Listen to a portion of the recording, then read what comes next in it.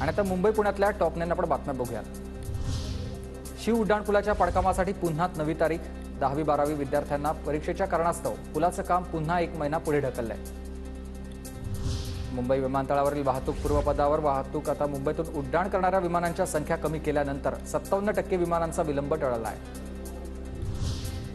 Air India express कंपनीकडून आगामी उन्हाळी सुट्ट्यांच्या पार्श्वभूमीवर विमान फेऱ्यांमध्ये 40% वाढ। एप्रिल महिन्यापासून वाढीव फेऱ्यांची सेवा आता प्रवाशांकरता उपलब्ध होणार आहे। वातावरण बदलामुळे भाजीपाला कडाडलाय। वाटाणा, फ्लॉवरसह भोपळ्याचे दरही दुप्पट झालेत। अंधेरीचा गोखले पूल आणि बर्फीवाला पुलाच्या नव्या बांधकामात चूक। नवीन बांधकामामुळे 2 पुलांच्या पातळीत अंतर आहे।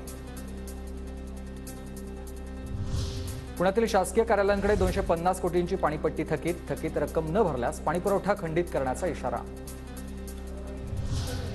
माजी खासदार निलेश राणे यांना पुणे महानगरपालिकेचा दिलासा। निलेश राणे यांच्याकडून मिळकतीचा 25 लाखांचा धनादेश महानगरपालिकेकडे जमा। पुण्याच्या भगवती गावात तरुणांकडून पाण्याच्या टाक्यांची स्वच्छता। एक गाव एक कुटुंब संकल्पनेतून पुढाकार घेत गावात स्वच्छतेचा उपक्रम। राज्यात उद्यापासून 10वीच्या परीक्षेला सुरुवात। तब्बल 16 लाख विद्यार्थी देणार 10वीची परीक्षा।